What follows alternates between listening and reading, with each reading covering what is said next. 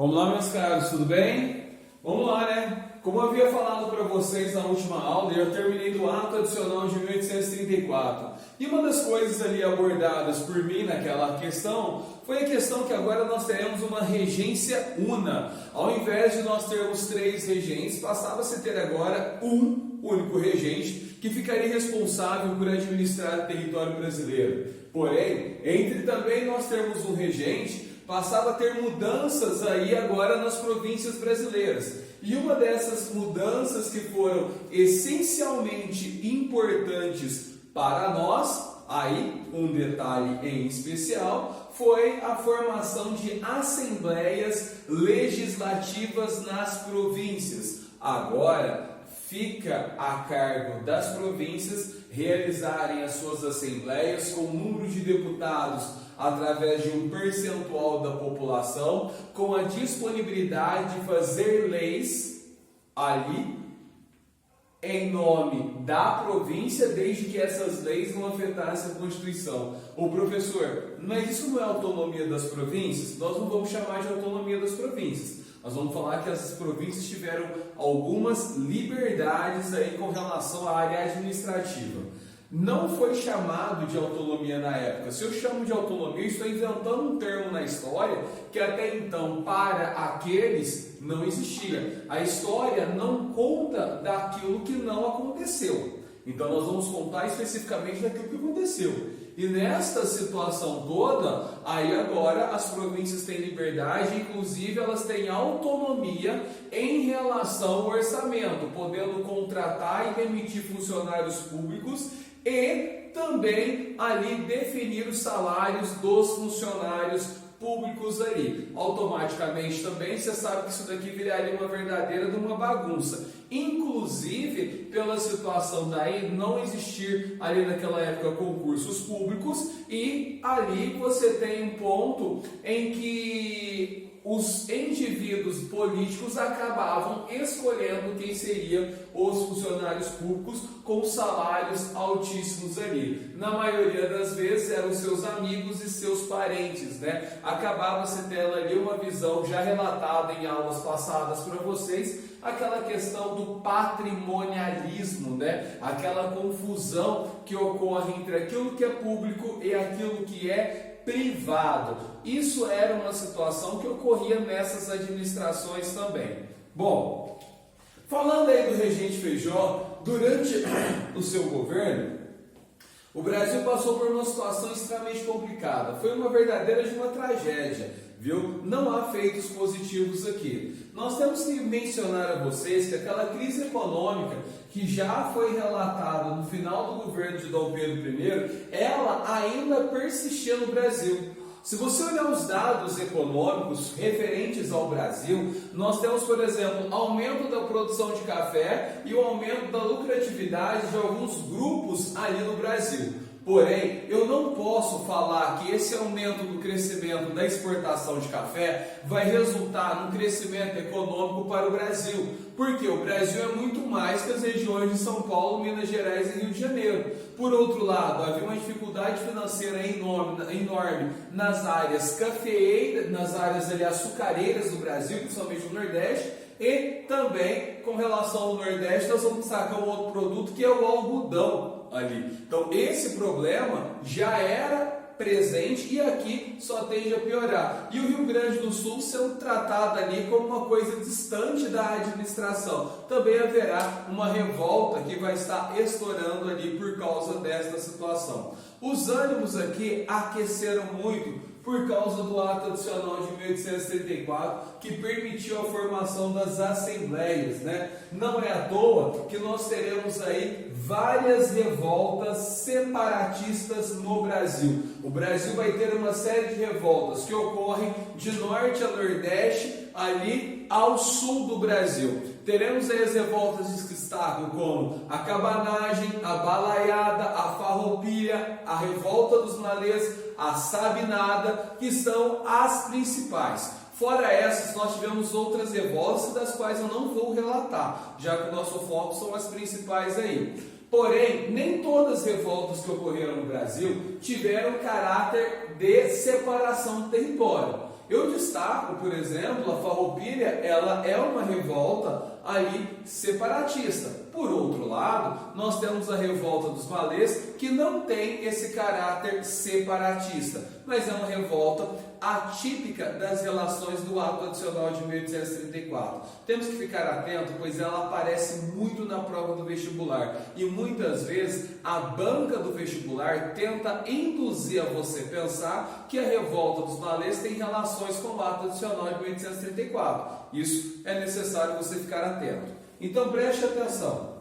As medidas do ato adicional de 1834 provocaram vários conflitos nas províncias. E por que vários conflitos? Porque houve uma disputa política entre partidos conservadores ali, né? E entre os partidos ali considerados moderados, exaltados ali. Isso vai virar uma situação de conflito enorme naquele momento, né? E aí, por exemplo, você tem os regressistas, os conservadores, os moderados, os exaltados, todos querendo ali assumir cargos públicos. E nessa situação ali, um mecanismo foi primordial para essas eleições. Quem foi esse mecanismo? Ali, o coronel da Guarda Nacional. Esse cara, ele como fazia o papel de polícia e fiscalizava as urnas eleitorais para serem eleitos determinados indivíduos, ele pegou e fez o que? Manipulou as eleições fazendo uso do poder de polícia. Automaticamente mantinha um controle ali de forma direta e indireta sobre as eleições, já que ele usava do seu poder constituído como polícia para ali eleger os indivíduos ali de determinados partidos. Isso vira uma verdadeira de uma várzea, uma bagunça dentro das províncias e também é um dos motivos para as revoltas que eu irei relatar aí um pouco mais à frente.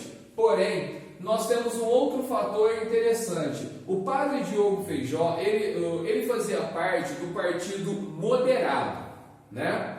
E ele, por diversas vezes, tentou fazer uso de mecanismos na Assembleia Legislativa para retirar poder dos seus opositores. E o seu opositor mais pesado era os conservadores, provenientes daqueles da influência do Partido Português antigo, que eram ali restauradores. Porém, os restauradores, eles deixam de existir e se posicionam-se apenas como conservadores. E haverá uma divisão no Partido Moderado que eu vou mencionar a vocês nas aulas mais à frente aí.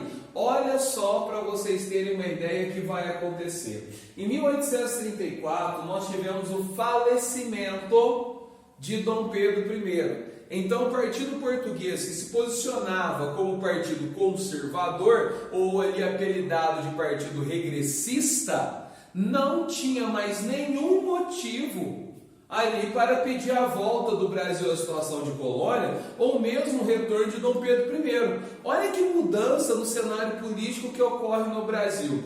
Os membros do partido português chamado de restaurador, eles acabaram fazendo o quê? Migrando para o Partido Moderado. Um grupo do Partido Moderado que não gostou dessa situação saiu e migrou para o Partido Exaltado. E aí você tem uma situação de liberais e conservadores. Quem foi dos moderados para os liberais ali, naquele momento?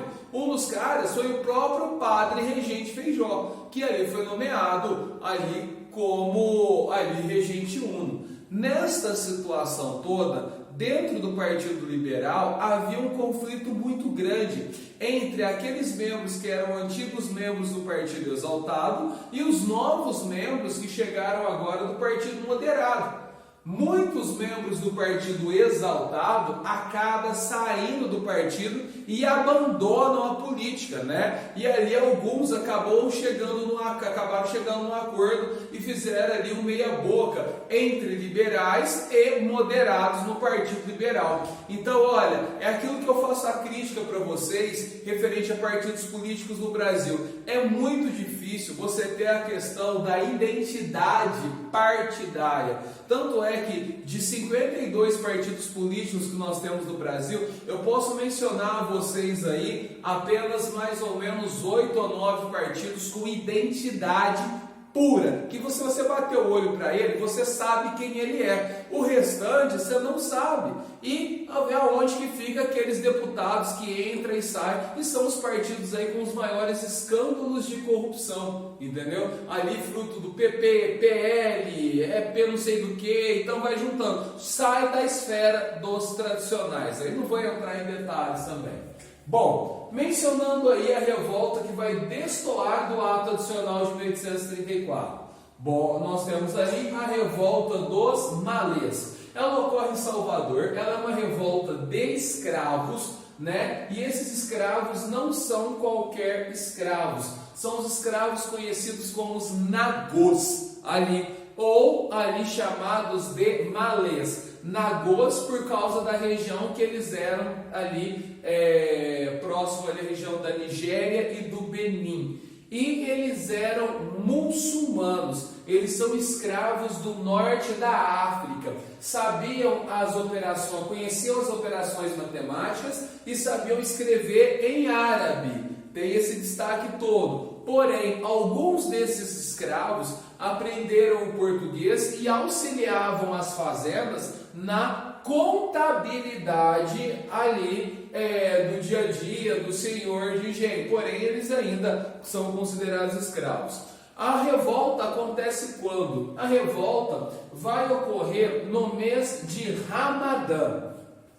E qual é o motivo dessa revolta? O mês de Ramadã é o mês do jejum dos muçulmanos, né? E é um mês ali que ele se destaca pela forte religiosidade muçulmana. E esses negros, conhecidos como os nagôs, eles tinham o costume de relatar com uma vasta documentação o seu dia a dia e os principais fatos dos quais ocorriam com eles. Esse ponto foi essencial aí para a organização da revolta, né? Eles marcam o dia da revolta, que ocorreria no domingo, dia de Nossa Senhora da Guia, que seria ali um dia importantíssimo para a cidade de Salvador, e também, por outro lado, seria ali dentro do mês de Ramadã. Seria uma revolta em que os negros iam se organizar ali no momento, iria estourar, né, explodir a revolta, ia incendiar prédios públicos, né, e ali os negros iam se juntar a eles no momento em que fossem buscar a água nos locais das bicas públicas de água ali, né, já que nós não temos água nas casas nesse momento, nós temos ali as bicas públicas,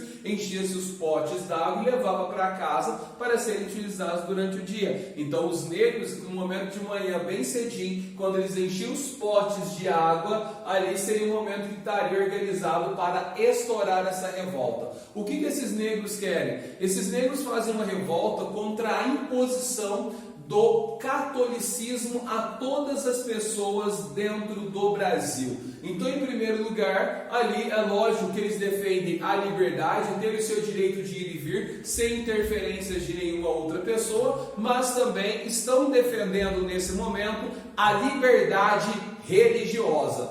Esse é o outro fator fundamental. Organizados aí, nós temos a situação que no sábado, né, já que a revolta era para acontecer no domingo, e ali você tem toda uma situação, domingo de manhã também, é o momento em que o Senhor e ali a sua esposa, os seus filhos vão à missa, né? Então seria ali facilitado por uma situação de vulnerabilidade até mesmo dos senhores ali. Então muito bem organizado. Fato que chegou-se a informação ao prefeito, né, Francisco Martins de Souza, em Salvador, que os negros estavam se organizando uma revolta e esses negros eram os malês. Eles iriam produzir uma revolta extremamente grande ali naquele momento, né? A ideia era ali, inclusive, né, aí vem um detalhe importante, uma suspeita, de que seria possível os nagôs tentarem dominar naquele momento o governo de Salvador. Porém, essa fala é uma fala um pouco complicada, existem documentos ali, inclusive dos nagôs relatando isso, porém existem outros que nós não temos. falta-se ali uma certeza da historiografia nesse ponto. Existem muitas suspeitas da possibilidade de domínio de Salvador. Eu acredito que até por ser uma revolta, é uma possibilidade até concreta. Porém, falta-se dados, falta-se publicações e aprofundamento de estudos sobre isso.